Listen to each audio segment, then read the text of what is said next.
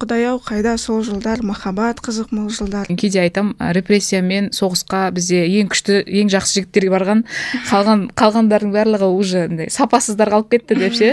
Неге қыздардың барлығы меңтай сияқты бола алмайды? Соншақты қиын нәрсе ма? Біз өнер ордасында жүргеннен кейін бізде бұндай меңтай сияқты қыздар бар деп айта алмаймын мен. Осыға уақытқа дейін мен әйел адамды сондай жоғары дәрежеге көтерген шығарманы оқыған емеспін. Қазақ әдебиетінде жоқ бірақ ондай. Ол өзін өліп қалам деген онда ой болған жоқ. Ол сол кездегі ситуацияға кірді да, ол сол ситуациядан шығатын жол сол ғана болды деп ойлаймын мен ол кезде. Ерболдың енді ол заман үшін жасаған іс-әрекеті ерлік болып көрінеді мен үшін. Меңтайдың ағатайы бұл қыздың я дегені, жоқ дегені емес я дегені ғой. Болмайды деген. Маған мен білмеймін енді қалай. Қызға бүйтпеу керек, қызға қатты күлмеу керек,